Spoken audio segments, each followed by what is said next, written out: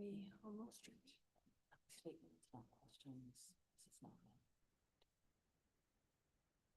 And the mic is gonna join on Zoom.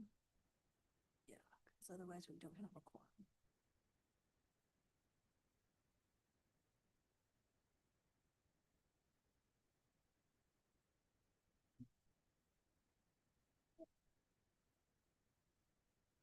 We good? The agenda. I started that one. I opened it on my box, but I didn't. I think that's it. Basically, it's just the one I love houses. Okay.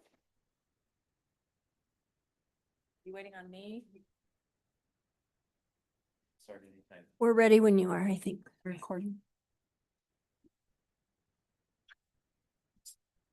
All right, sort of a full room. Welcome. This is the Hyde Park Planning Commission meeting. Today is Wednesday, June 3rd, 2026, and we're starting about 7 p.m. or a little after. We'll have an opening thought or prayer and pledge of allegiance by Commissioner Williams. Our Father in heaven, we're grateful for this opportunity to join together as a community and work towards Hyde Park's future. We pray that thy spirit will be with us, that we will have open hearts and minds, that we will be inspired and be able to listen and do what's best for our community and represent our citizens' will in what we do. And pray for thy blessing upon this meeting and say this in the name of Jesus Christ. Amen. Amen. Please rise and join us in the pledge. I pledge allegiance to the flag of the United States of America and to the republic for which it stands, one nation under God, indivisible, with liberty and justice for all. Thank you. I neglected to introduce us and let you know that one of our commissioners is attending via Zoom. So my name is Melinda Lee. I'm the commission chair at this time. To my right is Heather Taylor. She's a commissioner. And this is Charlene Williams, a commissioner. And then Michael Mose is also a commissioner on Zoom. Ned Hansen is a commissioner and he's not here this evening. Mike, can you hear us? Yes, I can. Okay, thank you. Okay, we're good with Mike then. The next item on the agenda is approval of the minutes from our last meeting, May 20th, 2026. So I don't believe those minutes are ready. My mistake for putting that on the agenda. Okay. And not having them ready when I did that. So if we could postpone that until the next meeting, that would be preferable. All right. Wait on that one. Okay, the next item is a planning staff report. Mikkel Layton is our Hyde Park City planner. My staff report includes that my intern and I have been working diligently on code updates, the ones that we talked about in all of our workshops. Right now, we are tidying language and code references to state code. We're working on a few of those things and we should have some things coming to you as a discussion at the next meeting. Additionally, applicant for item B has requested to be removed from the agenda this evening. So if the chair would make that change to the agenda, we just have one item to consider. Make that change as in we need to vote on it? You don't need to vote on it. You just need to acknowledge Announce that it. that one will not be heard tonight. Okay. So we will be dropping item 6B will be dropped from the agenda tonight. So we really just have the one legislative item. Yeah, not even any discussion items. Okay. Anything else on the staff report? That's all. Thank you. All right. No administrative items tonight either. Just as an education for sometimes the public doesn't understand the difference between administrative and legislative items. Administrative items are when someone applies for something, we have some sort of application. And so we compare that with our city code. And if it meets, then we have to approve it, whether we like it or not. If it doesn't meet, then we cannot approve it, whether we like it or not. Those are administrative items. And so those we don't have public input. Legislative items are a little different. Those are things that can be influenced by the public, or things that can be changed or massaged a little bit or amended, or they're not final yet. And there's not necessarily something exactly on the books for us to compare something to for a legislative item. So now we'll go to that, our one item on the agenda. It is a legislative item, and we're having a public hearing for an ordinance to approve a development agreement or consider a development agreement with Visionary Homes for the Aspen Grove subdivision. So before I open the public hearing, let me let you know how that goes a little bit. We have to have a clock. We do encourage all participants to follow the rules of decorum by behaving politely, being respectable. Sorry, I don't know why that's not coming to me. Having dignified conduct. Please state your name for the record. You don't need to say your address, but your name. Speak clearly into the microphone. Sometimes these get bent around a lot, but they're meant to, they don't catch the sound really well from the side. And use no more than 3 minutes. And it's not the kind of thing where you can say, I want her to have my 3 minutes so she can have 6 or whatever. It has to be your own. Please phrase your comments as statements. These aren't questions. This isn't a back and forth where like you say, well, what about this? And we say, well, that's this. Like, that's not the time. A public hearing is not the time or space for that. You can if you do ask questions, we'll try to jot that down. And then afterward in our discussion, we may try to answer those. We may not have the answer to those, but it's not meant for back and forth during the public hearing. A public hearing is an opportunity to share facts more than opinions, and information about the topic, not an exchange or dialogue. Please make sure your comments are factual, accurate, and original. If you're saying the same thing, like, I agree with the person before me, then you don't need to say it. And make sure that your comments are addressed to us, not necessarily staff or the applicant. Any questions on the rules of a public hearing before we get going? Okay. I will open the public hearing for this, considering the development agreement with Visionary Homes for the Aspen Grove subdivision. So you can state your name and we'll. First, we'll have the applicant present. right. Remember My last time bad. it was just a discussion item? My bad. And so we'll again have the applicant come up and present to you. We'll have staff present staff report, and then we'll open for comments. Okay, yeah. If you didn't catch that, yep, sorry. First the applicant, then we'll have a staff report on this specific item, and then I'll open the public hearing. My mistake. All right, applicant.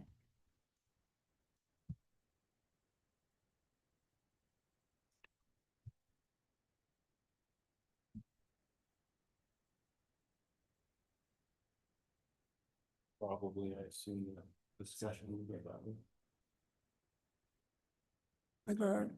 Yeah.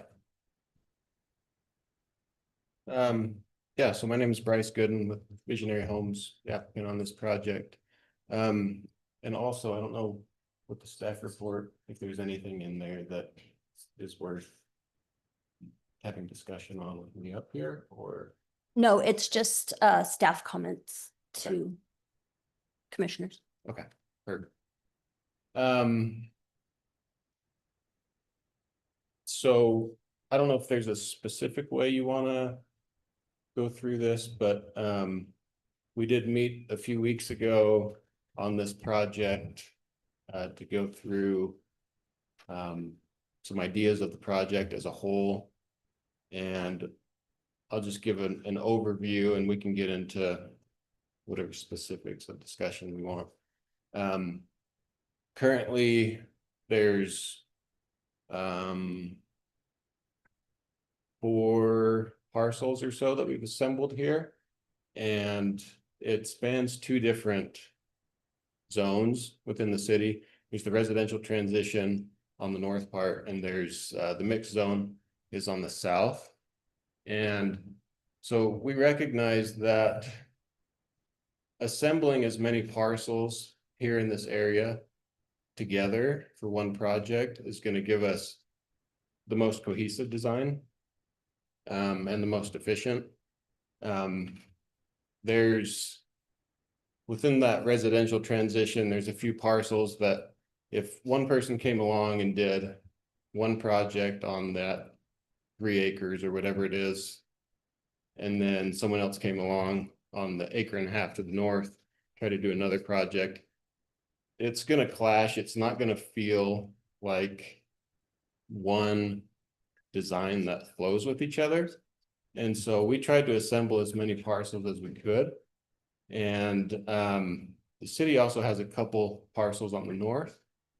And so in some discussions that we've had for what should be built here, what does the city want here?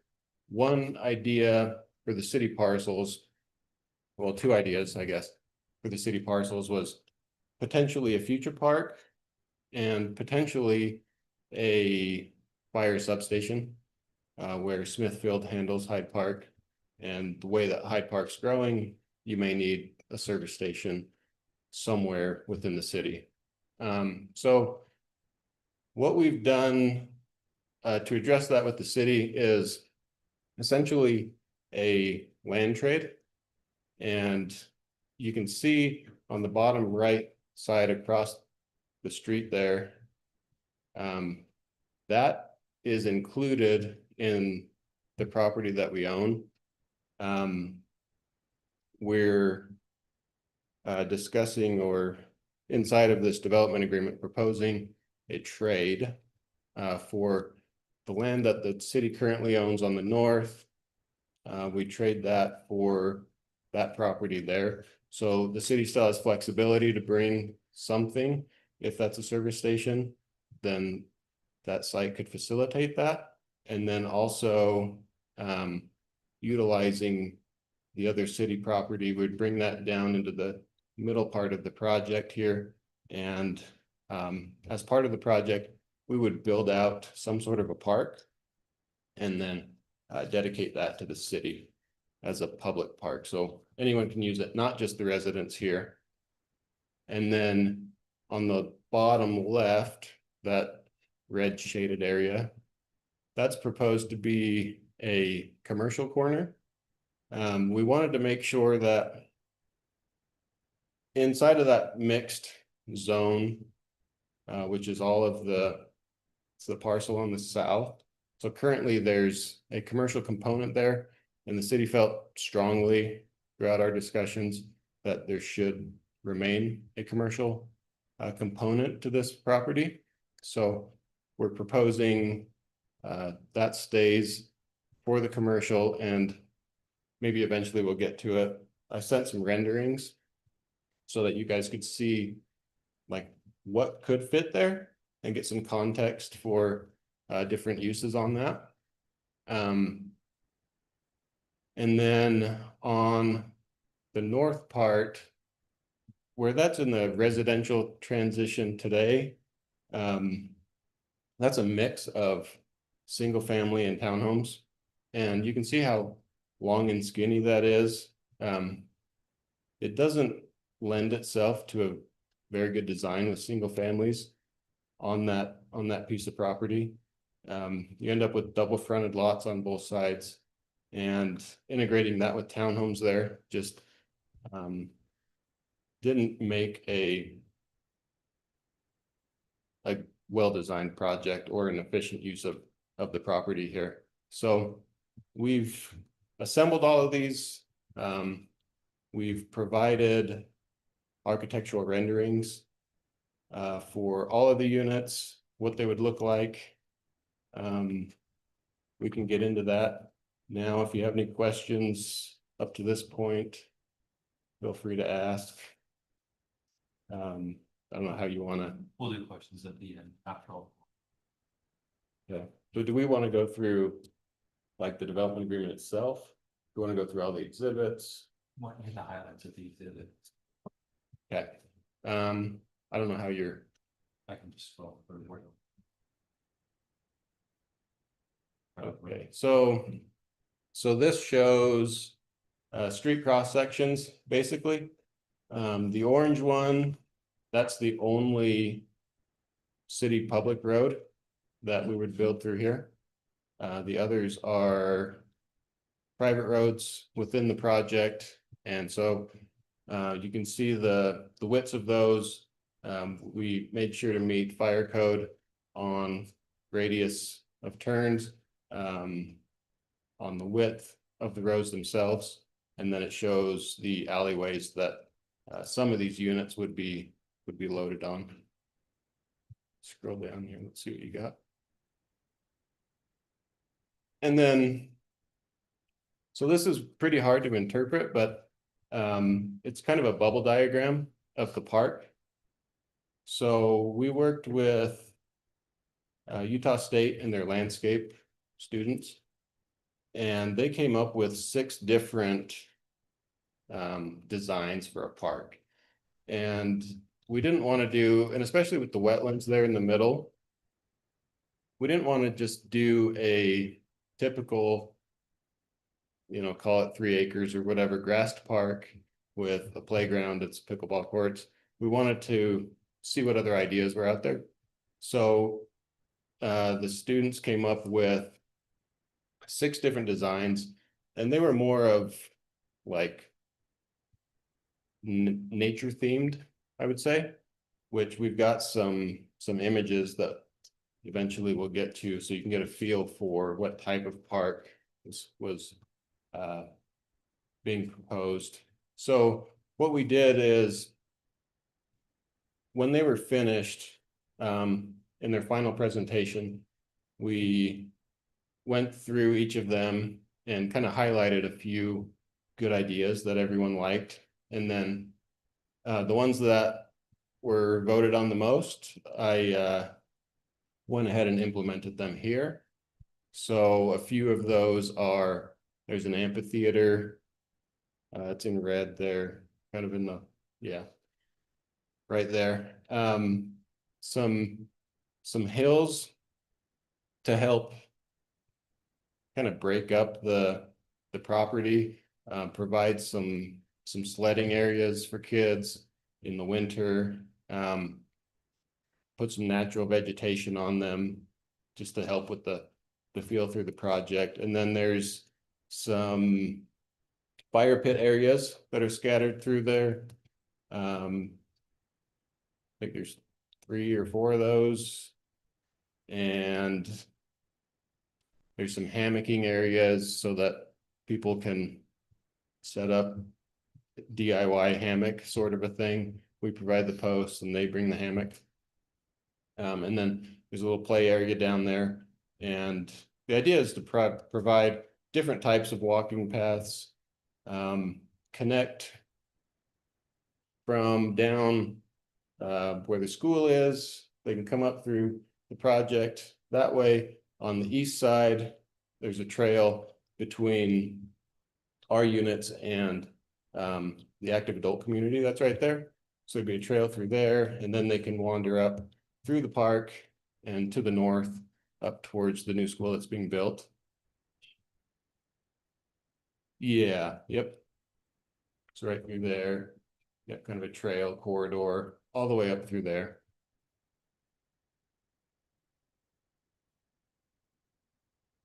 So really I'll call it a nature themed park. Here's another diagram that kind of shows where the wetlands are. The idea would be to enhance those, create a boardwalk across it if that's what's needed, and then just have different areas that people can explore that isn't your typical park that we see. So yeah, let's keep going. Okay, so here's some renderings that the college kids put together. Should give you a feel for the idea here. Lots of plantings and trees and trails and a few gathering spaces.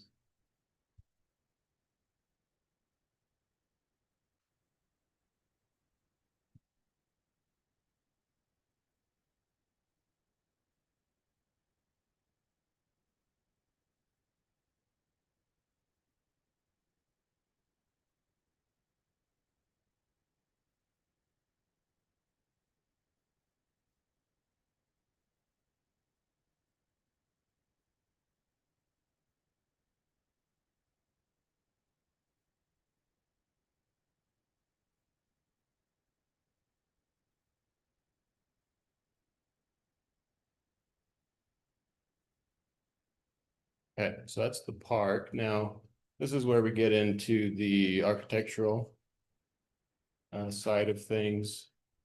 So this exhibit right here, I wanted to make it very clear at this stage what you're gonna see at the end of the day. So we've got 3 different units here that we want to provide. And I wanted you to, one, see what they're going to look like, but also point out that you're not going to get the same building one after another, after another, after another. We've got, so like for instance, right here,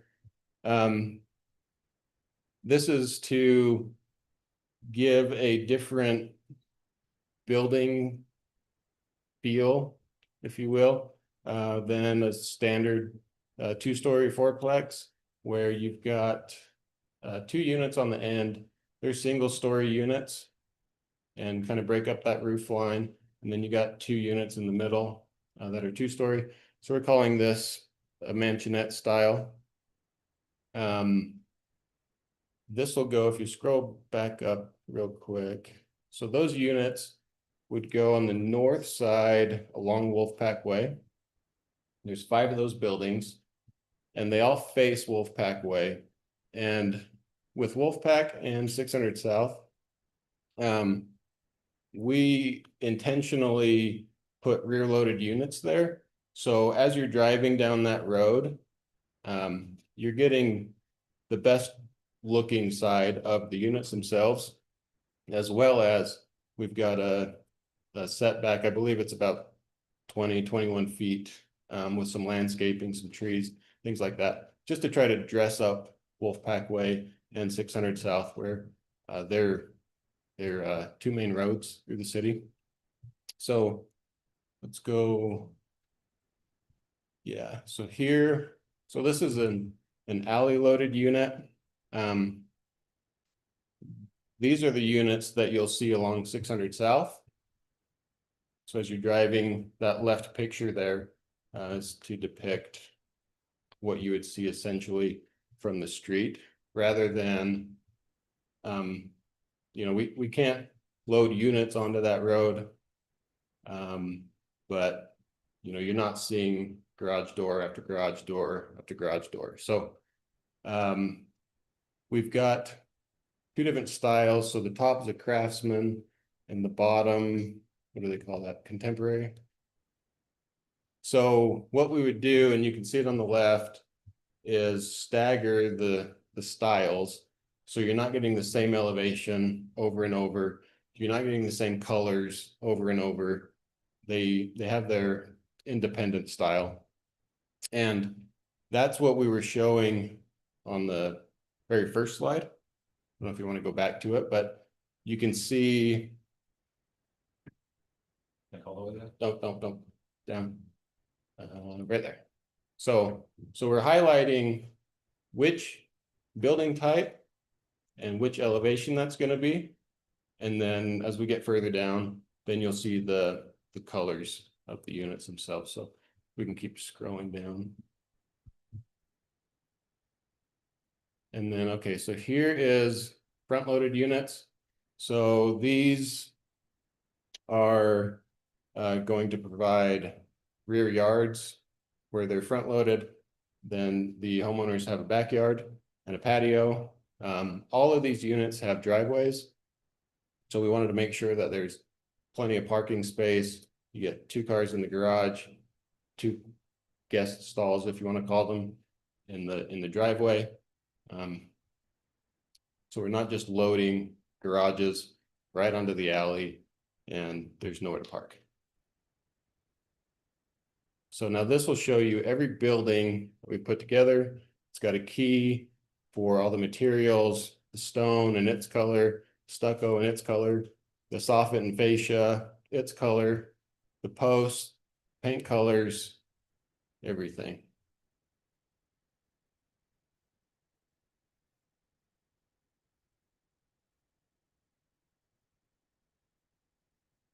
So you can use these in combination with that first slide to figure out, kind of get a feel for, okay, what building's going here, what building's going here, what building's going here. Yep, I believe that's the end of the architectural stuff. What do you have next? Okay, yep, and then this is the benefit analysis table that we were asked to put together. I don't know if you guys have had enough time to digest the actual document itself. I'm not sure how much review time you've had, but if you have any questions of any of that stuff. And then we did, if you want to go down to the impact fee reduction schedule. So this, where, so there's two parts here, I guess. One is the utilities. So if we have private roads, Hyde Park City requires that the utilities inside of them also be private, the water lines, the sewer lines, storm drain lines, all of those. Which takes a certain burden off of the city for long-term maintenance. But that burden's got to go somewhere, and it goes to the homeowners. The HOA here is now responsible for any breaks, any repairs, any replacements down the road. So what I proposed here is an understanding that the city, you know, they still have to provide water. They still have to drill wells, tanks, all sorts of things. So the city obviously still needs fees for those things. But what we want to do is set up the HOA for success. And so reducing the impact fees that we pay to the city at the time of building would help us to put a fund together within the HOA that gives them a reserve account for when they encounter issues with these private utilities. So water and sewer is a 50% proposal. And then park, where we're spending a significant amount to provide a public park. We're asking that the city help offset that somewhat, which would allow us to enhance the park even further by waiving the park impact fee at the time that we go to build these units. And, you know, if we pay that and pay to build the park, we're essentially double paying parks. So then we got the Logan wastewater. Obviously, the wastewater has to go somewhere. So no proposal to reduce that. And then stormwater is a private utility now. And then the roads, just recognizing, yeah, we have some private roads on the interior of the project, but all of these residents still use Hyde Park roads everywhere. So no reduction on that. Is that the last one? Yep. Okay. Okay, thank you. We may pull you up later again to help us answer questions. Yeah, as we go through the actual document itself, I'm sure there will be questions, so. Okay, thanks, Okay. Bryce. All right, staff report. So if you'll indulge me, I will read a little bit from the staff report. If you could pull up Bryce's site plan. That'd be perfect. Yeah, there's a lot of pages involved here. Okay, perfect. So, a little bit about development agreements. The development agreement that they're requesting allows them to develop outside of the parameters of what the property is zoned. There's a section of this where the park and the south townhomes are that is zoned MX for mixed use. The stuff to the north is in the RT zone, which was initially we called it residential transition zone. It was intended to be a buffer zone between high density and commercial on Wolfpack Way and the neighborhoods that it backs up against. So it's really the northern part that is being developed outside of its zoning parameters. All of these parcels have existed for some time as vacant. The northernmost parcel that belongs to the city is actually lot 19 of the Cedar Springs subdivision. Say that 3 times fast. And it holds a large drainage easement that serves the subdivision. And so that drainage easement will be relocated, from what I understand, into the park. The plat for the subdivision will need to be amended, and we have not received that application at this time. There is also a 20-foot canal easement that runs through those properties, and 3 utility easements that run east to west through the RT section for water and sewer. Those will all need to be rerouted in some way, and we haven't really gotten the renderings for where those will go. As far as site improvements and additions and changes, the county did notify the city that a subdivision by deed recordation was executed by Visionary Homes, dividing the southernmost parcel at the end of December 2025. I did reach out to Visionary Homes to ask why they moved these boundary lines without going through the subdivision process, which you can do. The county allows you to do that. And Bryce advised that it was done for internal purposes. There were some legal reasons that they split those parcels at the bottom without going through the process. The future land use map shows this area as medium density residential. The general plan addresses this area in the special development areas section, where it says some areas of Hyde Park City have special development considerations. Each area will be regulated by zoning and other ordinances, but the vision of these areas is summarized below. And it talks about the Wolfpack Way corridor and the things that should happen there with the commercial properties and some mixed use. This proposal does fulfill some of the goals identified in the general plan, specifically to encourage new or expanded local business to serve more of residents' shopping needs. Although the commercial part of this development is proposed, I think it will be sold, left as vacant on the corner there and sold to someone else to develop commercially. Visionary Homes doesn't build commercial properties. And then Goal 10 in the Wolfpack Way corridor is to allow mixed uses in the community core through ordinance flexibility. So it is meeting some of the goals for the general plan and the future land use map. It should be considered that the city is officially planning code revisions to update the RT zone and areas along Wolfpack Way and to modify the mixed use development standards. The city's also planning a future land use map amendment to the general plan that would change future zoning along these parcels in the Wolfpack Way corridor. So although we don't have anything in writing at this time, as you know, we've met and considered these items.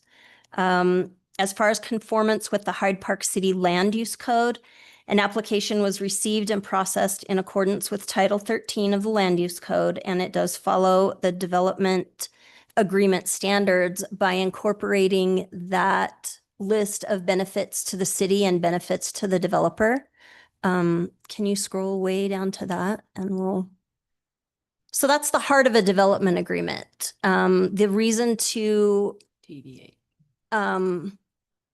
Change the rules of the game, for lack of a better term, is because there are extraordinary benefits to doing so. And so Visionary Homes did put together this list of benefits. You'll see that the City of Hyde Park benefits are listed in the first column and Visionary's benefits are listed in the second column.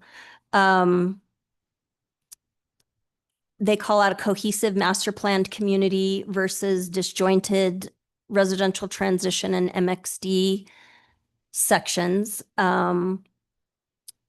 as a benefit to the city, integrated public spaces, which is the pedestrian loop and the city park, consistent architecture and attractive streetscapes, sensitive transition to the single family neighborhoods. And as we go down this list a little more, the public and open space amenities are included there. And also the housing benefits. So it's kind of up to you to read through those benefits to the city and decide if those are in fact extraordinary benefits to the city for deviating from normal zoning requirements. I'm happy to talk through those if you guys want to. We did hit those in the discussion that we had a couple of weeks ago. As far as staff recommendation goes, the Development Review Committee is the reviewing body for development agreements, and this body determined that this development agreement should not be approved based on the facts showing the benefits to the developer far outweigh the benefits to the city. Furthermore, the only amenity, the park, has been reduced to mostly retention ponds for the residential area. And the parking for the visitors and park goers is lacking. We did ask for additional parking because we can develop or request to develop outside of, the specific rules for zones. We asked for a little more parking than is required by ordinances. And that request was rejected. There has been no proposal for what's going into the commercial area. Like I said, Visionary doesn't build commercial, and so that I don't think that's addressed at length in this development agreement. But that was the recommendation from DRC. Do you have any questions for staff? Charlie? Were there any discussions about requiring an owner occupancy ratio as a condition of a development agreement? No. Okay. I know I've said that a whole bunch of times, but one of my concerns, Right, I'm beating a dead horse, but one of my concerns is when we do higher density, we all say it's for affordable housing, but it doesn't remain affordable if we don't have an owner occupancy requirement that 75% have to be owner occupied. Otherwise they turn to rentals. Why don't we go back to the park? I just want to hit one highlight, the renderings, like the very first rendering, where it turns to color. Yes, here. So this is a beautiful rendering, but where this corner gateway is proposed, they've since changed the site plan, and that's houses. That's townhomes. So the renderings of the park are not accurate at this time. They'll have to be modified if they want to still be included as part of the development agreement packet. So I expect the development agreement packet to be modified just a little bit before this goes to city council. But I did want you to be aware that the site plan has changed and that the renderings aren't actually Park, these were just the exhibits made by the. right.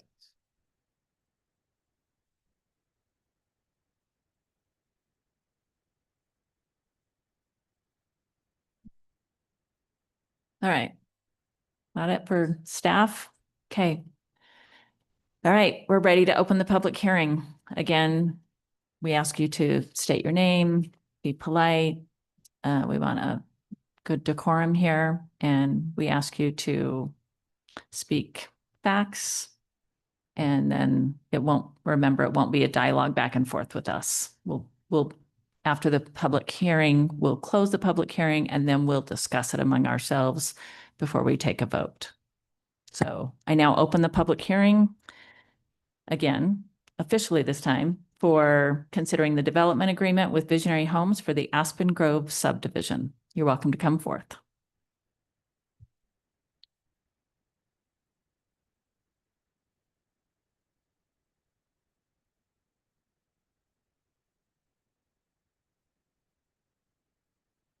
Good evening. My name is Charlie Nelson. I live in the Cove. The property that we're talking about is immediately to the south of our residence. We knew eventually it was going to be developed. What is being proposed here is high-density housing. In the mornings, with traffic coming off the hill, the high school, the people going to work or getting medical appointments or whatever, if you're at 400, 600 south and 200 west, I have basically, I'm a corner house. I've sit at the stop sign for over 10 minutes trying to get into traffic to get out. And trying to make a left-hand turn to go up to the post office and down and go around is almost impossible because you can't get through the traffic. And so now a middle school is going in, which is going to add. A church is going in on the other side, which is going to add somewhat to it, probably not significantly. But you take all that high-density housing that Visionary Homes is proposing, and the traffic flow and the mess that it's going to create, what is being considered to control the traffic? How are you going to do it? Because right now, at certain times during the day, it's a mess. And it's only going to get worse. And Oh, I gotta start the timer. Sorry. If you're first, you get extra time. Yeah. Okay. My bad. I'm sorry. The other thing is that, and I would pose this to you folks as well as to Visionary. A number of us have built fences in our backyard for privacy to keep out critters and people out of our backyards. What is Visionary? And I'll discuss that with him later. What are they going to put in? And for us that have spent thousands of dollars on fencing, is there going to be any consideration for us? The gentleman from Visionary Homes indicated that it doesn't make sense. The land use is really not for use for other than what he's proposing in high-density homes. However, if I remember correctly, and I may have my facts incorrect, back when I believe the Zoning and Planning Commission sent a recommendation to the City Council that land be zoned R5. Now, I may have my numbers mixed up, but I believe that was the recommendation, and the City Council voted it down. The gentleman from Visionary Homes, obviously they want high-density housing in there because they can make a whole lot more money. And it stands to reason the city can probably make more money as well on property taxes and other assessments and so forth that goes in. But somewhere along the line, somebody's got to make some consideration for the people that live there. Traffic control. And again, it all looks nice. It all looks pretty, but it's high density. And I don't believe that it fits. I got 55 seconds left. I just don't believe. No, I don't have 55 seconds left. I took too much time. You didn't start the clock. I'll defer. I've already taken my allotted time and thank you. Thank you.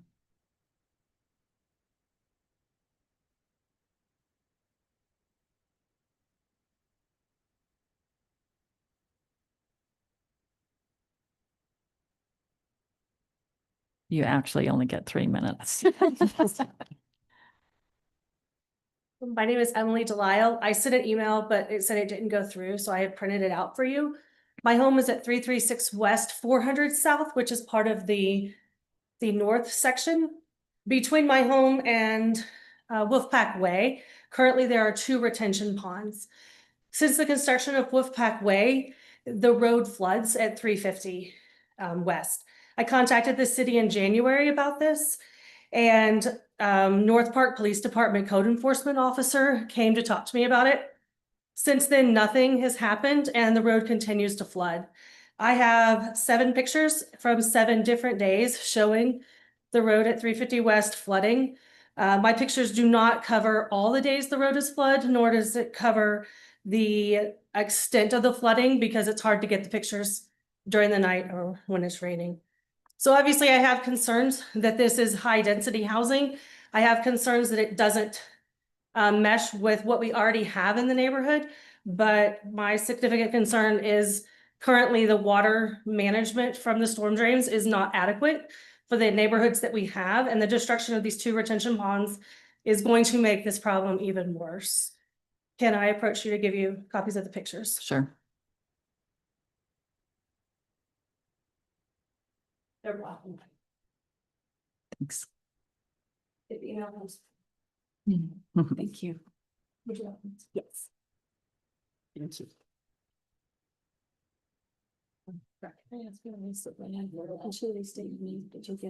Emily DeLisle. Thank you.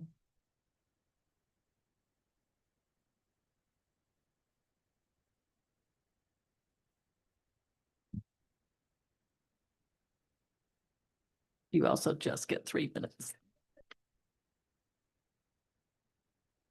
My name is Jared Delisle. I'm a resident of Hyde Park. I'm also going to talk about the north section where the 2 retention ponds are. So currently those are owned by the city. So Visionary is asking for a land swap for those. I also have more pictures of the road flooding in that area.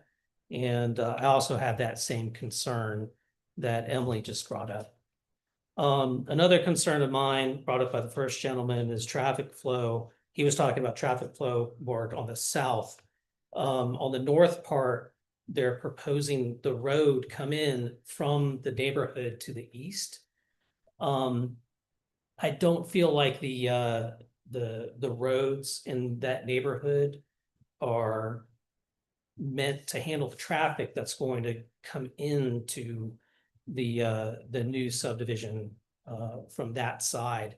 I think it'd be more appropriate to come in from Wolfpack Way rather than from the residential side.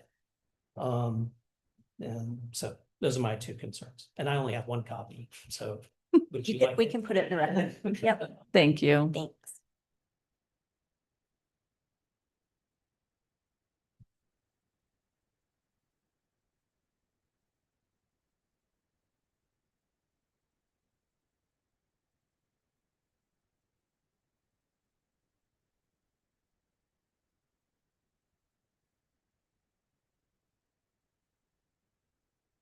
Hi, my name's Kirsten Sessions. I'm a new resident to the Cove. I don't have a lot of facts or pictures. I recently moved back to Logan after I grew up here, moved to Salt Lake for my career, and decided to come back so I would have a nice, quiet place to retire. And I guess I have all the concerns of everyone else as far as traffic, water, and resources, but I'd like to add I moved back for a quiet place, and I remember Cache Valley being a quieter place than Salt Lake. And I also miss the view of the mountains, which is another reason I moved back.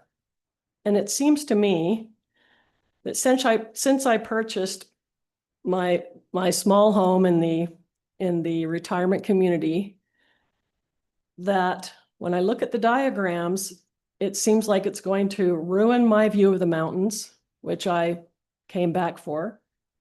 It's going to be much more noisy with more people around, which is something that I enjoy with my neighbors. And I'm just really disappointed that it seems like all of the open space left in my hometown is being used up, and we won't have the parks and the views of the mountains that we did when I was a child. I'm sorry, I'm getting a little emotional here, but I moved back from Salt Lake because I didn't want to live in a place that was just buildings and pavement and traffic and noise. And it seems to me that Hyde Park is turning into Salt Lake. And I don't want to be another Salt Lake because I don't know where I'll go after I move from here. And I'm just disappointed that, and this is certainly my opinion, it seems like we don't have a lot of say in our own communities. And it seems like we're a little bit like Box Elder. Thank you.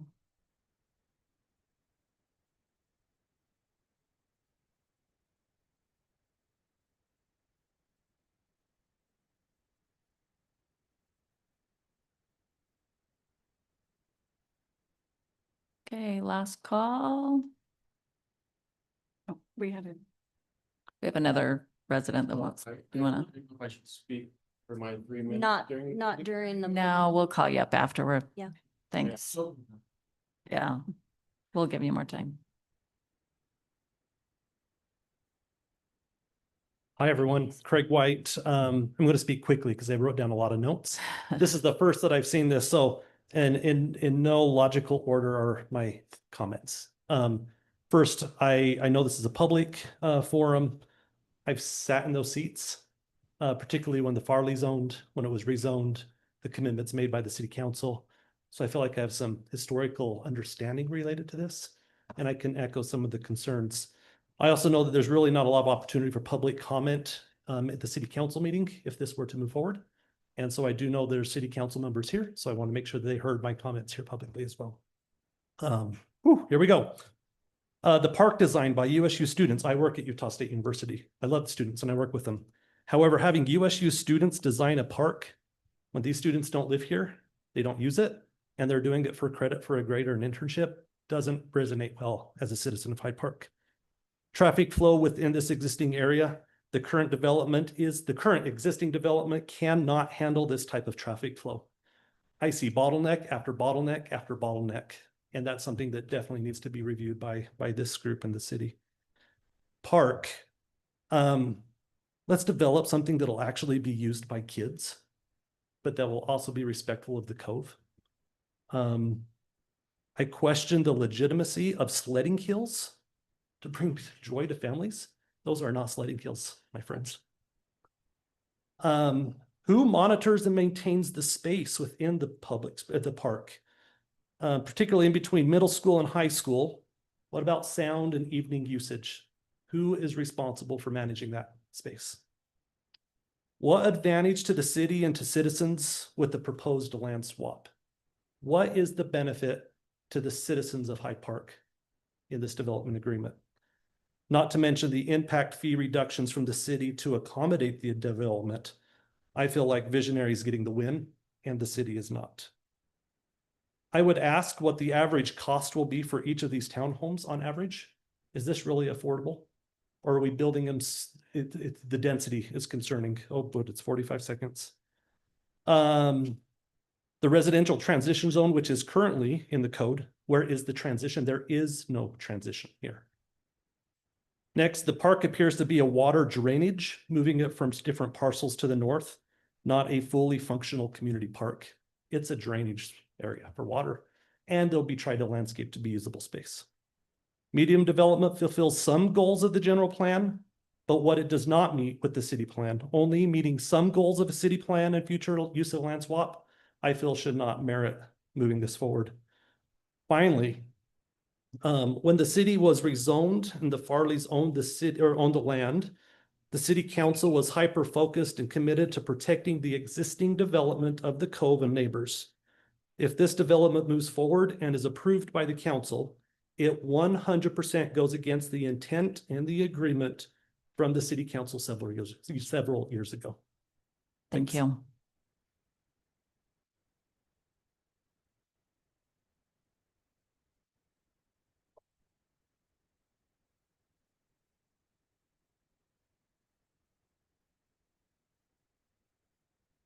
Last call.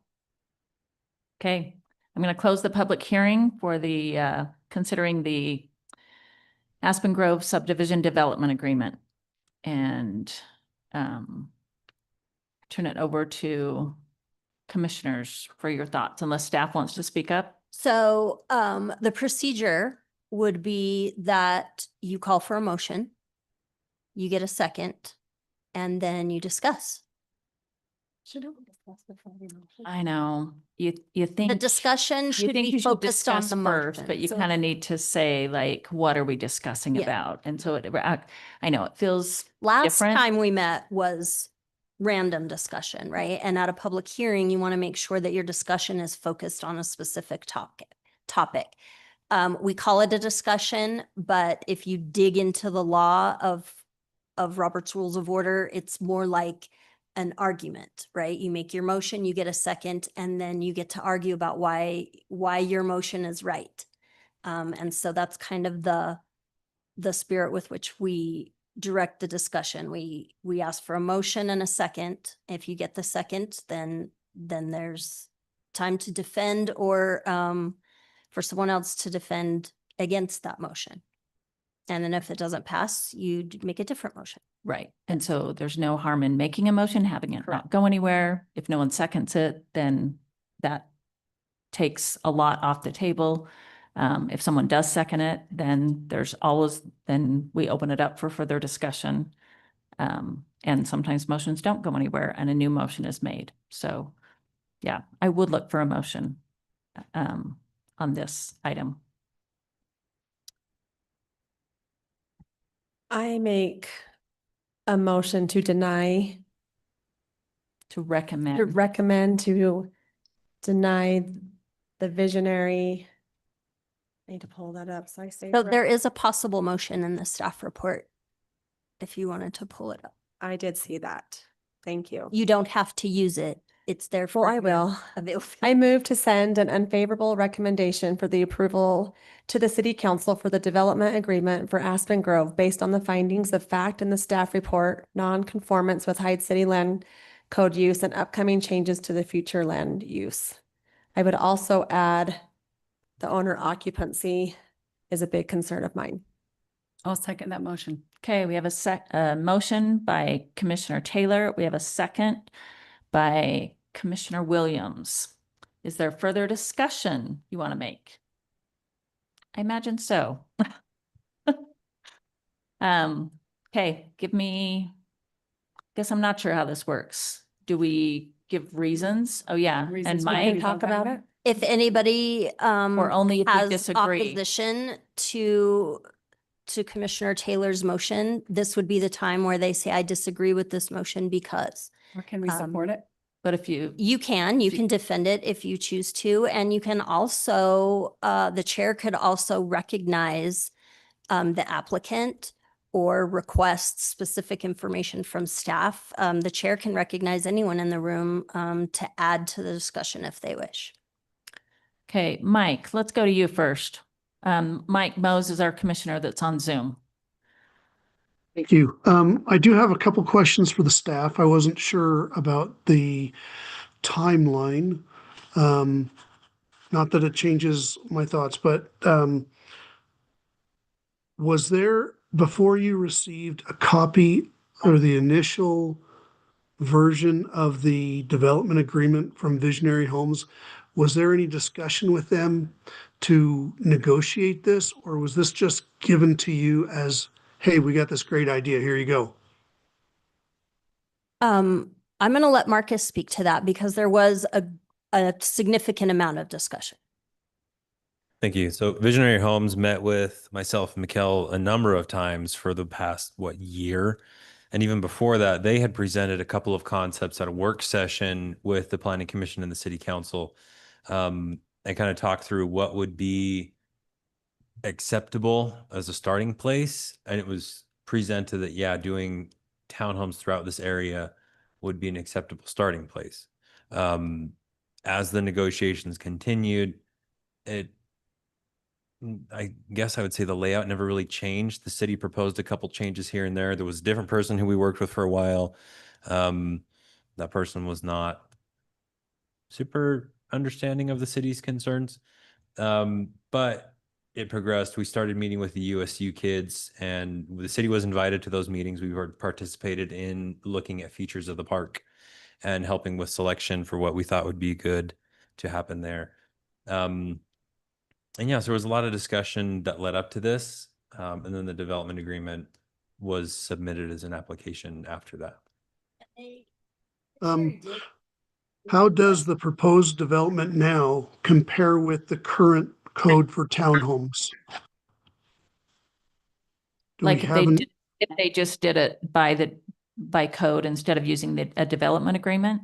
right, well, I mean, I'm not sure why we need a development agreement. That's as far as, other than the current zoning of the property, are there any other things that we are giving to them as far as changes to the code, the current code?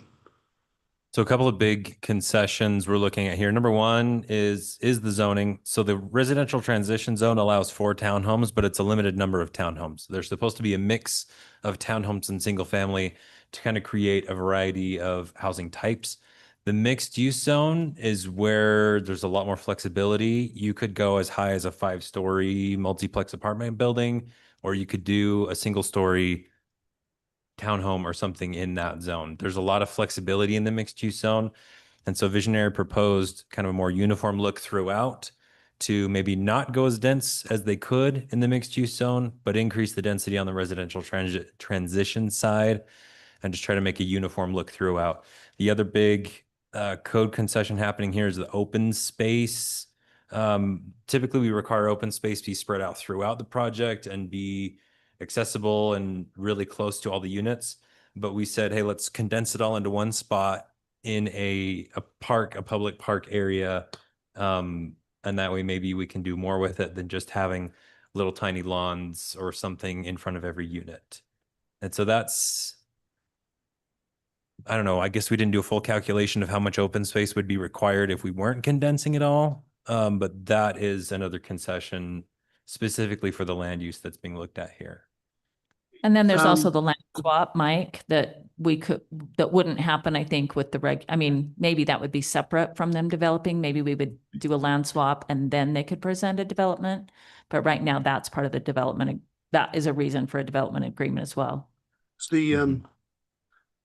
Is the park considered part of the open space? Yeah, so we are allowing that.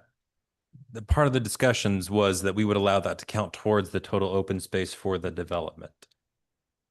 Okay, yeah, once it belongs to us, it no longer belongs to the development, and then the development doesn't have any open space. So that's my personal view on that particular subject. Let's see.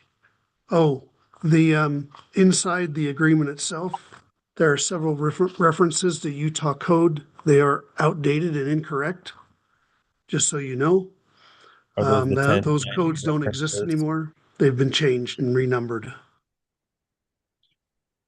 That means And you did your then- homework. Thanks, Mike. And excuse me. And then I'm just trying to figure out what benefit the city gets from a park where only maybe 15 to 20% of the land is actually usable. I'm not sure if it's such a great deal for us. And parking, I noticed we'd already talked about parking is inadequate. By the way, the public parking is within the private road. So, I mean, how does that work? Does the city have to pay the HOA to be able to let people drive to that parking lot? That's a rhetorical question for thought. Who's paying for the fair wear and tear of the road that the public is doing by parking in the public parking place? And then, but it's a private road. I don't like the idea of having private roads because by the time the infrastructure underneath the road needs to be replaced, the HOA will find a way to deed that over to the city. And now we have private road-sized roads instead of public roads, and we're still responsible for what's underneath. That's happened in the past, maybe not here, but in other places. And then the city is stuck trying to fix that. And then my biggest worry is the commercial component. Not my biggest worry, but another large worry is the commercial component. Mixed use requires it be included in the initial phase. And all we're doing is reserving a spot that may or may not be used for commercial in the end. So the city is not getting anything as far as commercial out of that. Thank you very much. That's all I have. All right. Thanks, Mike. All right. Either of you want to say anything further before we let Bryce come back? All right. Commissioner Williams. I have a number of concerns. My number one concern is for any higher density developments. I think we need to require owner occupancy ratio requirements of like 75%.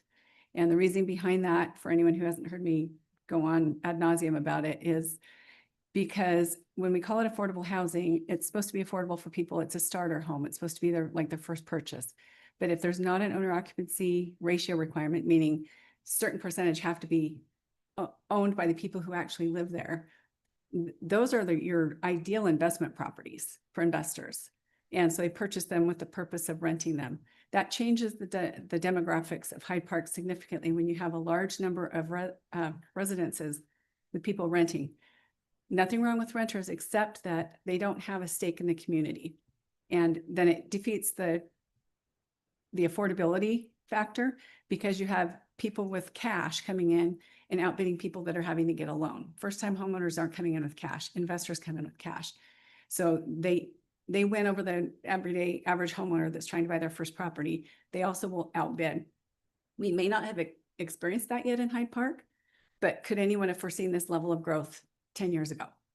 I think it's very foreseeable that our growth is going to get to the point where we will be seeing people fight and overprice and bid on affordable housing, and it's no longer affordable. So that's my number one issue, is for any high density, we need to make sure it really is affordable by having owner occupancy ratio.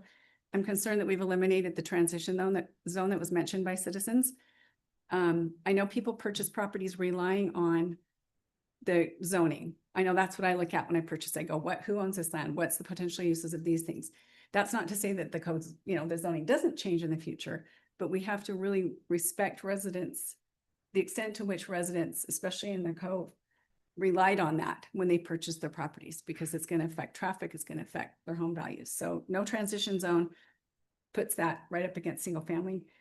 I'm concerned that the development agreement, there should be consideration on both sides, and it should be equal or even greater for the city before we cave. And I really think it's lopsided. I think it's in favor of the developer there's more benefits to the developer than there are to the city. I'll just leave it at that. Traffic's a big concern. I didn't know water flow is an issue, but that makes sense when they're taking up where it would normally be draining. I don't like the commercials deferred because we're needing so much. We're depending on commercial. We need that income. It's deferred, and I could see that if there's not a requirement of it being filled in a certain amount of time or take responsibility for it, I think that could just sit. I think those are those are biggest things. And then the impact, private roads. I do have a concern about that. I don't think the city has accurately estimated what the impact really will be on the community, traffic, sewer, roads. And I agree with Mike. I think that could probably fall back on the city in years to come. HOAs have not a great track record with that kind of thing. Could I offer a quick clarification? So to be fair, yeah, the city staff has not fully fleshed that out because that's not usually done at the development agreement stage. This is more of a conceptual overlook, and the city is saying, yes, we agree to this. And then at the time where they come in with like a phasing plan or an actual site plan where you get into the really tight details of it, that's when we would require the really hard details. Now, in this case, it's probably enough units in there that, yeah, we could go back and get some kind of traffic study. I think you guys are already working on one. So there are additional details we've asked for and we're looking for, but generally speaking, development agreements don't always require that level of detail. It depends on the project. Thank you for that clarification. So the impact fee reductions that they're asking for, those would not be solidified until later, or do they get solidified now. So they would have that vested right to The have that. development agreement is the contract we're getting into, Okay. right? It's not the details of the subdivision, but it's the Right. agreement we're getting into to allow this concept to. So to we be would built. be agreeing to the reduction in the fees without knowing for sure yet the numbers until later when they get fleshed out. Yeah, and there is precedent. The city has done development agreements before where we did offer impact fee reductions or offsets, but that's always been in conjunction with a project that would otherwise be bought and paid for with impact fees. So essentially, we're telling the developer, hey, instead of us collecting your road impact fee and then building your road for you, why don't you build the road and then we just won't collect your money from you. Got it. This is a little bit different where we don't have I don't know if we have many impact fee eligible projects in this area, and they're just kind of asking for that discount as a way to jumpstart the HOA and potentially do a better park. That we have not done an impact fee reduction for that purpose yet. That helps. Thank you. Okay, that it for you? All right, Commissioner Taylor?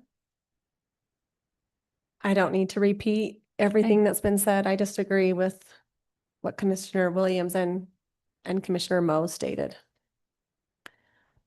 Yeah, I'll make a few comments. You may or may not feel like it's related to this, but I will tell you that everyone who lives here now lives here because someone before you made space for you.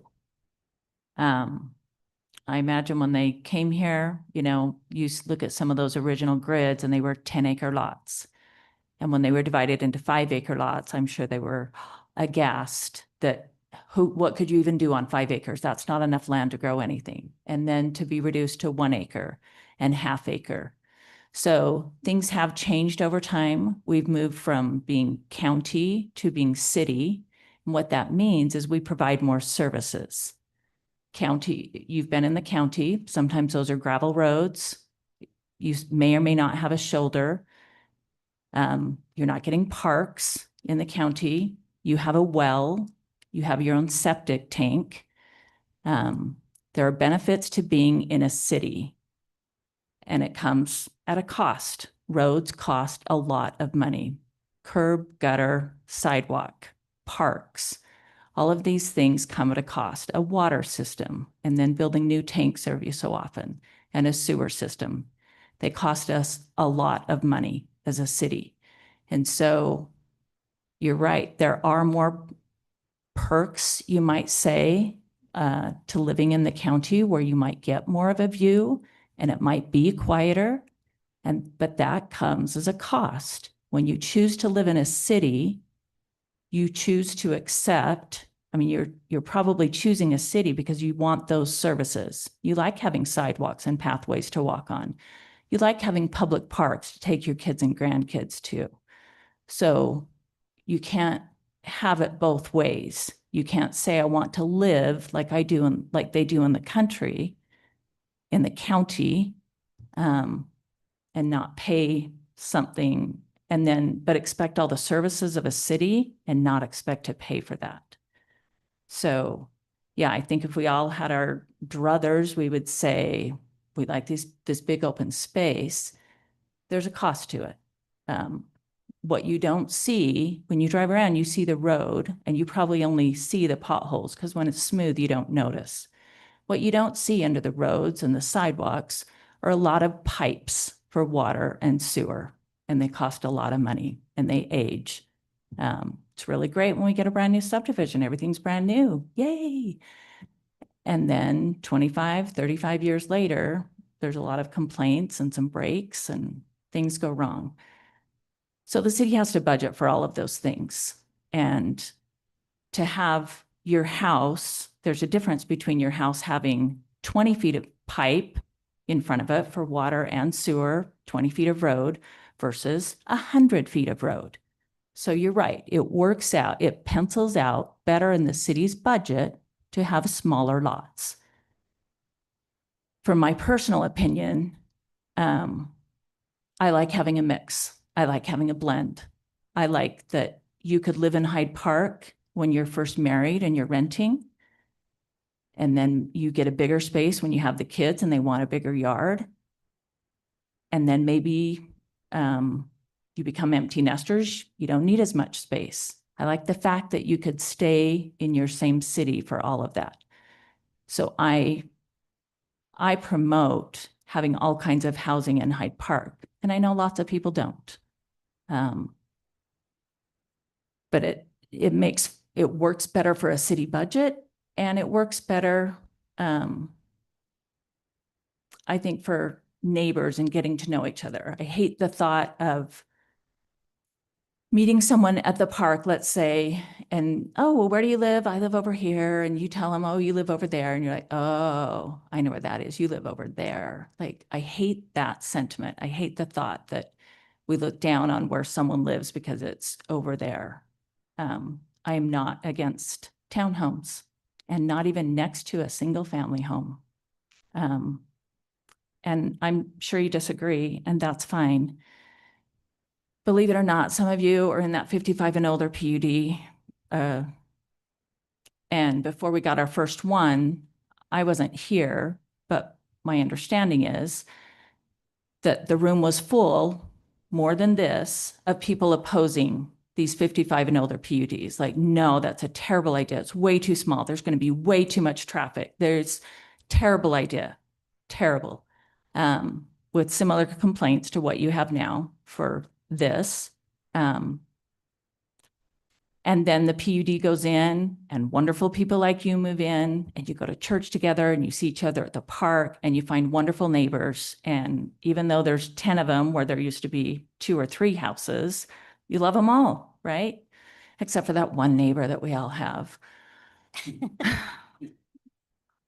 Anyway, it goes that way. I think a lot of things are opposed. And then when people move in and you get to know your neighbors and you mix and mingle with them, I think it adds life to neighborhoods when you get some young families in there with some little kids. I get all of the concerns, and all the things you're afraid of will probably happen. Yep, you're going to lose your view. Anyway, I'm actually not for this particular project as written exactly. So I will also be voting against it, but I'm not for this kind of thing in general. I am for these kinds of projects in general. And you're right, that is what we're looking at as a city, because I think you expect us to have a balanced budget. And that's part of it. Our half-acre lot homes, third-acre lot homes don't pay for themselves for many years. The only thing that comes close to paying for themselves budget-wise, and we don't do budget work here, but the only thing that comes close is quarter-acre lots. That's when you start to almost break even within 5 years. So we like the PUDs. We like the 55 and older communities as a city also. Anyway, that's way too much information for something, but we don't very often get public here. So that's my spiel. And my kids would tell me to get off my soapbox. Okay, I think if there's no further discussion. Sorry, speak one last time. Mike, you have something? Yeah, real quick. Just I texted Marcus, but if we do a traffic study, it needs to be done during school times, so we get the full effect, the full impact, and not during summer break where there is no student traffic. So please be mindful of that, or at least consider that in the traffic study. Thanks. All right, Bryce, come on up.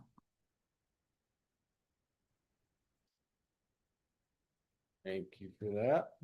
I don't know where to start, man. I know. I have a whole chapter on owner occupied stuff. I've written down a bunch of notes here.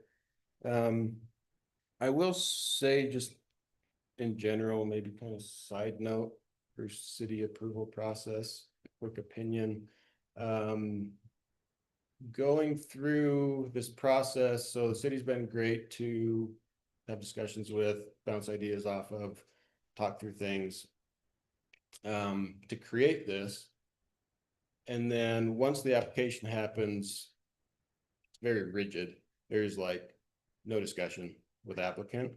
DRC meetings, applicant should be there. 8 out of 10 of the comments, we could address right then and there, way more efficient.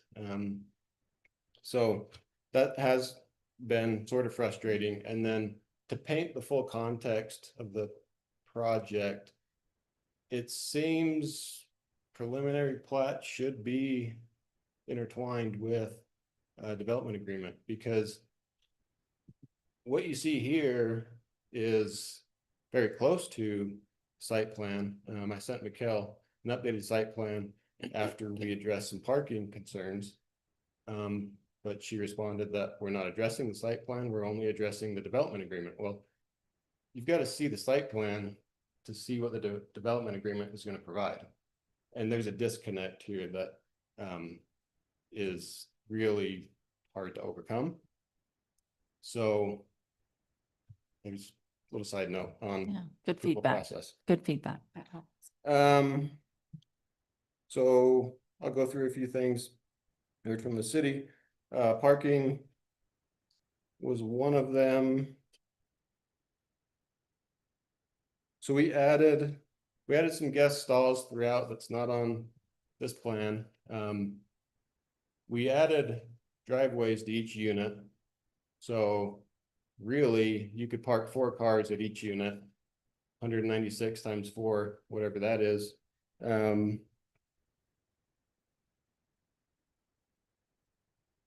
I had all my calculations here somewhere. It's 784. Yeah, verse. Is that in your head? No. City Maybe. requires that each unit has a garage with 2 spaces, and then 1.5 stalls per 4 units, something like that. We're providing 8 stalls per 4 units. So way more. Now, granted, you can argue tandem parking and this and that, cut it in half, and we're still exceeding it. So commercial property. So once again, I've provided commercial renderings that seems we're not going to see tonight. With that commercial area, that's market driven 100%. You know, most likely Main Street fills up with commercial before it starts infilling. We're not a commercial developer. We're happy to provide a space for reasonable commercial, provide utilities to it, make sure it's ready to go. And then when the market decides, the commercial developer will come in and he'll decide, does a restaurant fit here? Does a strip mall fit here? Does a clothing store fit here? What fits here? So I provided renderings that show if this was a restaurant site with a drive-through, 1 building, what does that look like? And also if it was a strip mall type building, similar to over by Fisher Furniture Store, Mobetta's, Yeah. So, you know, you could fit, I don't know what it is because we're not looking at it, but 12 units there. So there's a lot of flexibility with that space. It just needs to be driven by the market. For me to come in and build a building, 1, it's, well, what building do we build? And 2, now it's going to sit vacant for however long until a tenant decides that it's a feasible location. So that's why we're providing the commercial, but we're not building it. And let's see, the park being majority retention isn't a true statement. With the retention issues we're out there, and with those basins, they can be utilized in multiple facets. We just have to create an area that can hold a certain amount of water during runoff. So you can still create a usable area that can still hold water. I'll help you out a little bit, Bryce. Legacy Park, is everybody familiar with our park on 600 South? The ginormous soccer fields? It's a retention pond. So it can be done. And we It's got can, the berm around it. right, it's got a big berm around it. There's outlet boxes. So it can be done. Again, this is high level. We haven't got into the elevations and how the water is going to flow, but you can create a retention pond that most days of the year it's going to be pretty dry and you're going to be able to play in it. And once again, that engineering comes further down the road that we can't look at because we're only looking at development agreement here. With existing easements on the north, stormwater easements, all those things, we still have to provide capacity for all of that. And I would argue that building this out provides the infrastructure for the water that is currently becoming an issue. It gives it a place to go. Those were all designed with previous subdivisions based on stormwater requirements. Ours is going to be the same. We have to meet the state code and provide an outlet for all of that. So I would argue once this is built out, that becomes a non-issue. But the Cove was a Visionary Homes subdivision, right? Yeah. Yeah. Yep. And that's really an engineering question. I mean, I don't, Right. anyway. I know. Let's see. So the comment on USU students drawing up a park that they have no stake in, the entire idea for that was, let's let somebody come up with a bunch of ideas that are non-traditional and see what we like and what we don't like, and let's implement the ones that we do like. So, And the city supported that. We were very much in favor of that and the wild feel of the park. I'll support that park 100%. It was a really great experience to work with those students and hear fresh ideas of parks that are not just a soccer field, that it's for all kinds of people to experience nature in. I thought it was great, and I'm all for that park. And Yeah, Bryce, I liked it participation. too. I love the Yeah. natural playgrounds. I love using, the wood itself to be, whether it's stumps or logs or things. And so what I see on there are like 20 or 30 amenities, but what I feel like the development agreement is committing to is something in the park. And so I worry that you're showing pretty grand pictures and ideas, but to me, the development agreement doesn't guarantee what those pictures show. and to me, that's part of the disconnect during this approval process, that we need to come up with a development agreement. Obviously, I have to paint you a picture to some degree of what you can expect, but we're not far enough down the road to get a full design on the park. So we're trying to give you an idea. Yes, you don't know exactly what you're going to get, but that's due to the process that we're working within. Yeah, but there's also like the city will say, we want 5 to 10 amenities, let's say, something like that. And when we say that, we're thinking 10 amenities, right? But the developer who has to pay for all of them is like, oh, cool, we only have to do 5. You know what I mean? Like sometimes there's a disconnect there too, and that's our fault for being vague. And that's what we did. We tried to show here. Let's go through those 6 presentations they put together. What are some cool ideas that people like the most? And they are, and you can see, I mean, call it not a sledding hill or call it a sledding hill. But we integrated that into the basin because the basin's going to have a slope coming down. You put a hill, it's going to have a slope coming up. You can create a decent hill there. I mean, it doesn't need to be a very big hill for kids to go rolling down and have a good time. Right. We We have a place with a really big hill for the steep kids that want something steep. So sledding hill is one. The fire pits are another. The hammocks are another, and the amphitheater was the other one. And then just a kind of a general play area. Yeah. So we took those ideas, put them in here so that you guys can expect those features.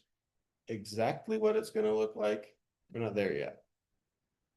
And for me, I guess that would have been helpful, that all the features you see will be there. We just don't know where. I felt like the development agreement said, here's some ideas. We might do some of them. Well, and to me, like, this is an exhibit to the development agreement.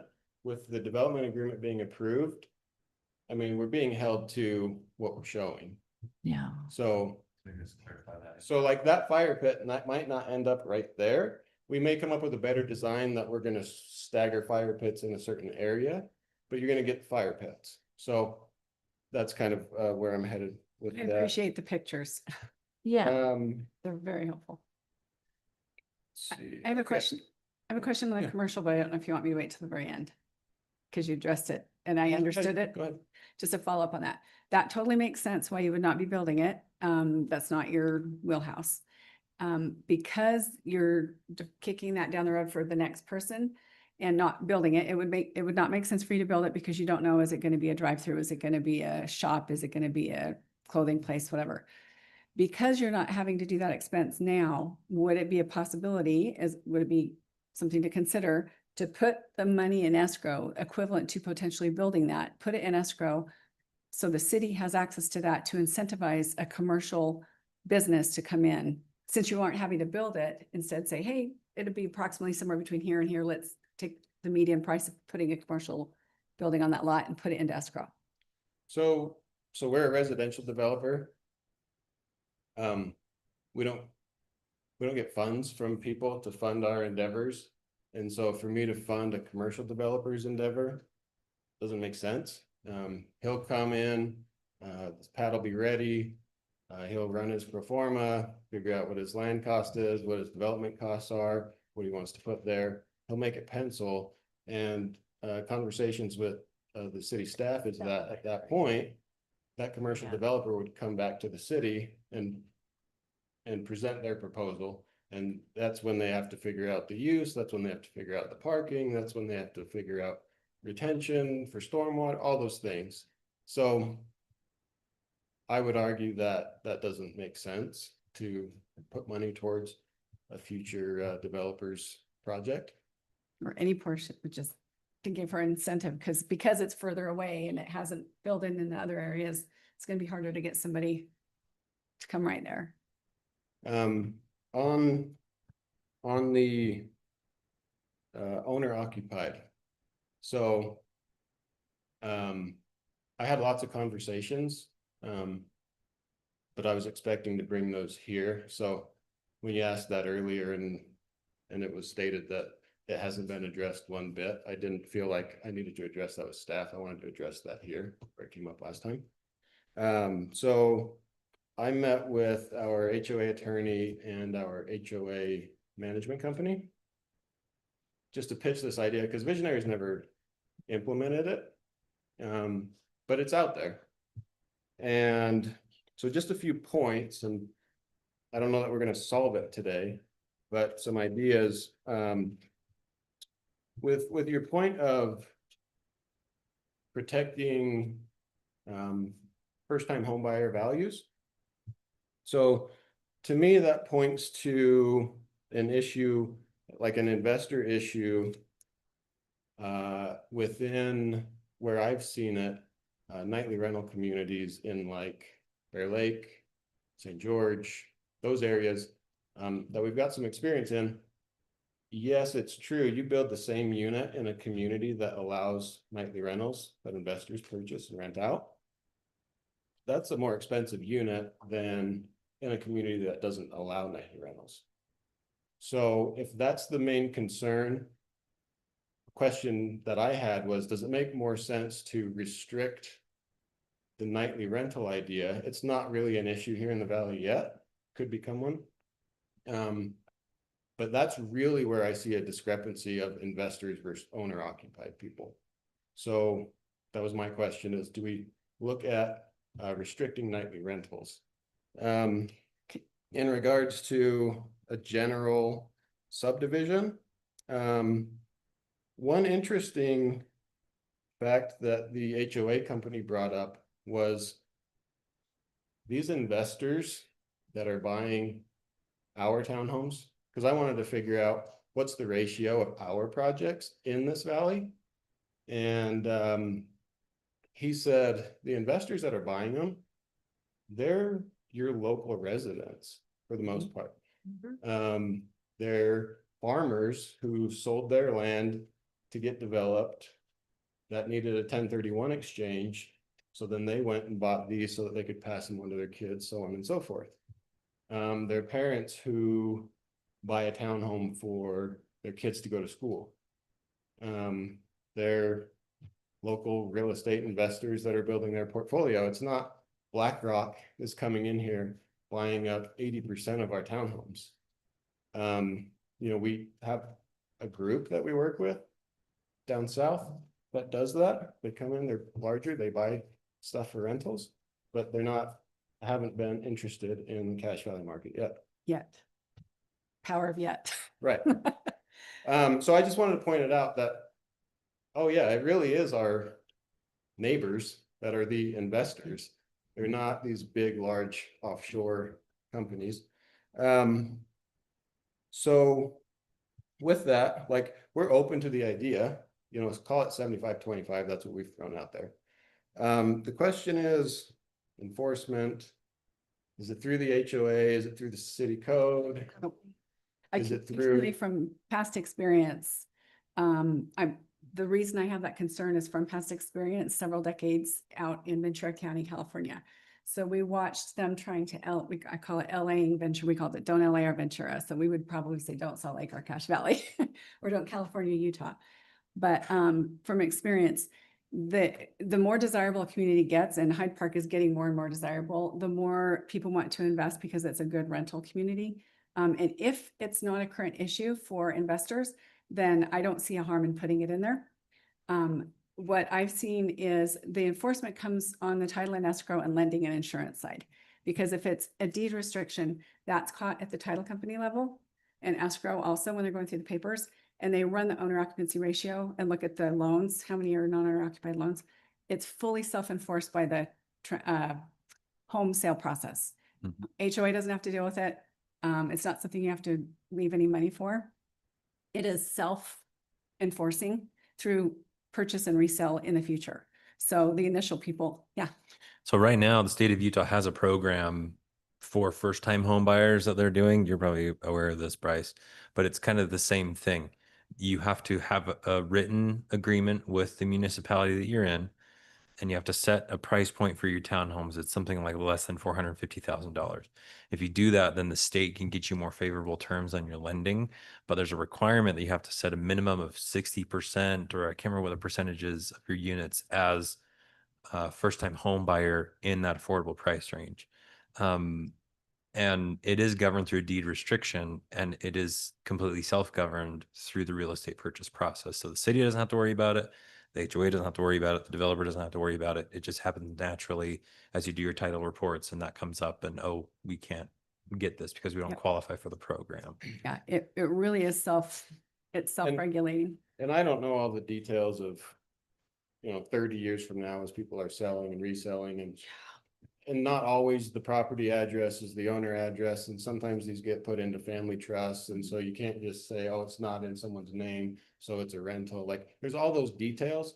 I think there's a way to do it, and we're willing to do it. And then there's so one idea, it sounds like you're not in favor of the HOA enforcing it. When I talked to the management company, you know, if they have to manage all of that, now they have to charge more money. Now your HOA fee is higher. They don't need to. But at the same time, he said, when they do manage it within the HOA, the residents are all about it because, yeah, we want to limit how many rentals are in our neighborhood. So it's not necessarily a bad thing. It's a plus for when you're selling them too. If you tell people, hey, X amount of the owners are going to be owner occupied, that's kind of an incentive for a buyer. So, but with that, another idea came up of the HOA had, what did I call it? Rental permits, if you will. Like there's 200 units, we'll issue 50 rental permits. First come, first served to whoever applies. But then, you know, you've got to understand there's going to be exemptions. There's going to be times that, say, someone gets deployed for a year. Well, we're at our 50 cap. So if he rents it, now we're at 51. Well, you've got to allow some exemptions for things like that, temporary job locations. if someone bought a townhome and in 2 years they want to now go build a home, but they want to keep that townhome for an investment property. Well, we're at our cap of 50. Sorry, you have to sell it. I mean, how do you handle those things? And that's if the HOA was having to do it. And that sounds like a gnarly can of worms. I wouldn't even want to suggest that even be really doing it through deed restriction, so title and escrow. And usually what happens is if they do leave, like you say, if they got an owner occupancy loan and they genuinely stayed in there for X amount of years and then they move, they don't have to refi. They keep Okay. that original loan. They still show as an owner occupant for the stats purposes for when they go, when Okay. other people go to And sell. the state program is minimum 5-year owner Yeah. occupancy. So after 5 year, it could go back to that deed restriction could go away and it could be sold normal. Yeah, so like I said, I don't think we're gonna get through all the details here, but we're willing to do that. We just need to figure out the right vehicle to take care of it appropriately. Is it, as you're talking, is it through HOA? Is it through city zoning? How is it done? But we're definitely open to that discussion. I do want to add, I love the designs. I too am open. I mean, townhomes are affordable. That's what people can afford right now, a lot of people. And your designs are beautiful. The park is beautiful. I'm more with Commissioner Lee. I didn't realize those items were exact. I felt like it was more vague. So maybe that is the disconnect we talked about, but if I knew that park was for sure, that would guide me more, yes, you know. Yeah. But I am concerned about the traffic too, and Yeah. going into the park, going in through the neighborhoods. So the layout, you know, there's some concern there, but I want you to know your project is really nice. So, Great. So yeah, that'll lead me right into the resident comments that I put here. I wish I brought some water because I'm gonna run out of. Have that name in the kitchen. So traffic study. So we did, the day after we met at the last planning commission meeting, well, maybe it was even prior to that. Maybe it was when I got DRC comments regarding the traffic study. I engaged our engineer to move forward with, so probably 3 weeks ago, with a traffic study. So they went out and got traffic counts. We're gonna put the whole study together and then we can evaluate that. One thing, could you scroll up, Marcus, to the site plan overview? This one? Oh, actually go down one more. Oh, my bad. So that orange road, that city road. With this project, that connection will be made. So that provides one other route. Oh, thanks. You mean this one right here? Yeah. Yeah, so that provides, I mean, you know, people in the active adult, I assume they're coming onto, is that 200 east? West? 200 west. To the west. Yeah. Coming down to 600 south, trying to get out that way. And it sounds like that's where the majority of the school traffic is. So just a note, once that connection's made, now you can travel out directly to Wolfpack. And then another comment I think was made with our very north Blue Road going east, saying maybe it makes more sense to go out to Wolfpack. Well, a large idea with this project was to minimize the accesses on Wolfpack because that's a heavily traveled road. So you don't want 6 accesses there. And then the other part is what's being built on the west side. We looked at those connections and matched them up. So we don't have offset connections. We don't have too many connections onto Wolfpack. So Yeah, for the public, the city limits the number of accesses on busier roads like Wolfpack Way. So that's just a note there. I think one, that connection will give all those residents in the Cove, which is a project that I did many years ago, so I'm very familiar with that. And anyway, we don't need to get into that. But I think it'll give those residents another way out rather than going down to 600 when all the students are coming and going. So density was brought up, that this project is too dense. So the mixed zone, which is the south parcel, if you guys read through, and I have it here for anyone who wants to review it, the mixed zone has a minimum density of 12 units an acre. It has no maximum density. We are just under 11 units an acre. So we don't even meet the minimum density that the mixed zone requires. So one could come in and propose a project under the mixed zone and check the commercial component box, check the open space box, which on open space, I had that written down too. The mixed zone is a minimum of 20%, and our project has, I think it was 35% open space. So one could come in, check all those boxes. They could build 55-foot tall buildings there. There's 0-foot setbacks on certain parts of it. There's a buffering component to the residents to the north of 20 feet and a height restriction that matches their zone, all these things, which we conform to today. We have that buffer with the trail. Our buildings match the same height restrictions as the neighboring zone. But I'm just trying to paint a picture here that someone could come in, they could put 35-foot tall buildings along there. They could put 55-foot tall buildings on the interior. They could put underground parking structures, above ground parking structures, get their open space. You could end up with, I mean, I played around with it a little bit, but 800 units. Say you only get half of that, you get 400, and our project is 200. And that's not even to bring in the north part. So the mixed zone today could produce a very different project. And so when we talk about buffering existing neighbors and transitioning there, this is way softer than what is currently allowed. See, retention ponds, talked about that. Accesses. And then I guess, and I have other notes and we can answer more questions, but yeah, I was just going to comment on the thing that I hear at all of these meetings is when the public comes out and they say, I moved here for this small town feel. I moved here because it's less busy than Salt Lake. I grew up here, I moved away, I moved back for this and that and the other. Well, that's a lot of people moving here.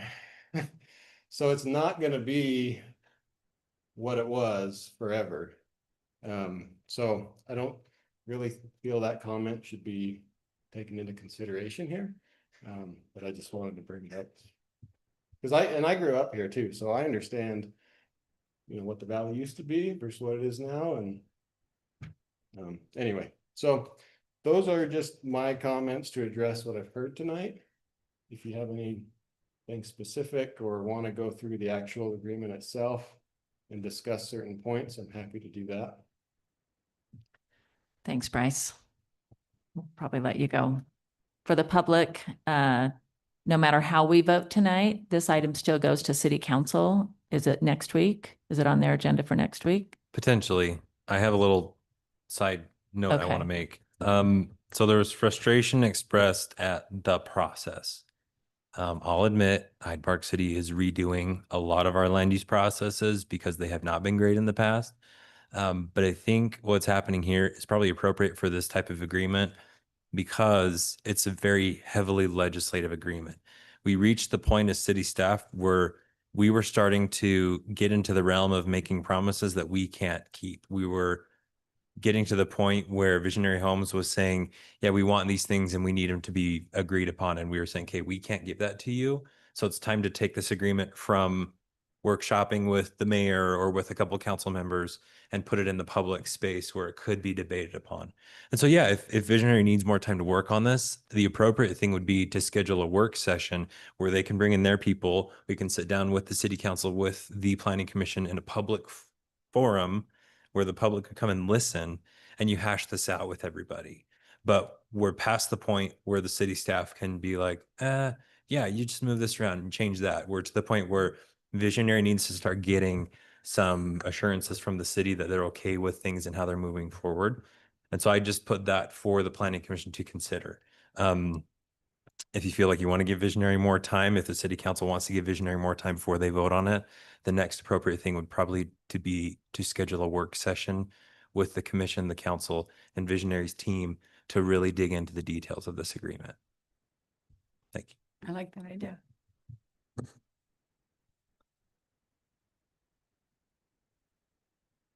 Anyway, yeah, the item still goes to city council. They've got a recommendation from the Development Review Committee, and they'll have a recommendation from us, and then they will be the final vote on it.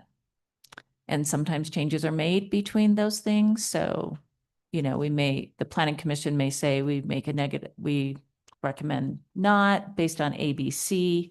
And if between our vote and city council, the developer feels like they fix ABC, then it wouldn't be outrageous for city council to say, yes, you know, we do vote the approval of this. Anyway, that's kind of about the processes in general at our city. Next week if they have one. No, the city council does not hold a public hearing. No, the city council can choose to receive public input at the meeting, but there's no requirement in our code or in state code to have a second public hearing where it's open to everybody. Yeah, this is the step for the public hearing. That's correct. All right. Well, thank you everyone for coming. Thank you for your comments and concerns. Thank you for making Hyde Park City a place that you want to live, that you like living. I hope you welcome others as they come, just as we've come, but to the, you know, enjoying the people before us. We do have our next meeting will be 2 weeks from today, June 17th, 7 p.m. here. And without, oh, we didn't vote. Oh my gosh. Sorry. Well, there was a lot of space between the motion, the Motion second, all that discussion. Yeah. Thank you. All right. My job's up for bid too, by the way. Anyway, all right, we have a motion on the table. We have a motion to recommend not, boy, I do not like this wording. To recommend an unfavorable, a motion to, Her motion was to send an unfavorable recommendation for approval to city council for the development agreement for Aspen Grove based on the findings of fact of the staff report, nonconformance with Hyde Park Land Use Code, and upcoming changes to the future land use map. In addition, no requirement for owner occupancy. okay, and then we had a second by By Commissioner Commissioner Williams. Yeah, the motion by Commissioner Taylor, second by Commissioner Williams. Mike, are you still with us? Yes. All right, we're honestly ready to vote before I adjourn the whole meeting without, okay. All in favor of the negative recommendation, say aye. Aye. Aye. Any opposed, say nay. Okay, I think that was unanimous with the 4 in the beginning. Okay, again, thank you for coming, and without any objection, this meeting is adjourned.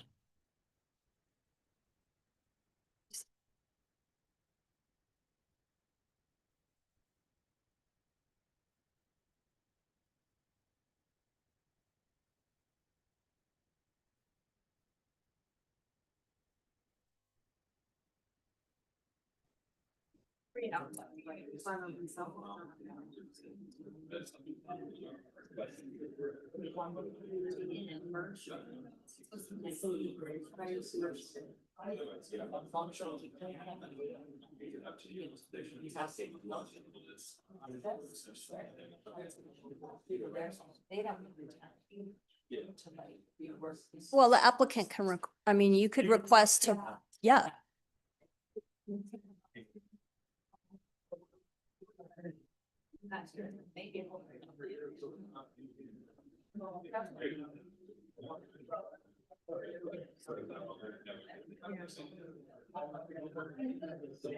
But I don't know what to do, someone's gonna say. Work session, yeah, because the fact that it's a yes or no would help enough, and I like that they added pictures, even though they typically not require There's a disconnect though from the site. Yes, they need to, we do fix that process. Development agreements are just Involved. Or maybe they decide when you were kind of. Yeah, it's hard. And we'll get on. They're motion but I appreciate you getting started, like that's how sometimes the start, and we don't actually have to give all of that. But I think it's only fair. Yeah.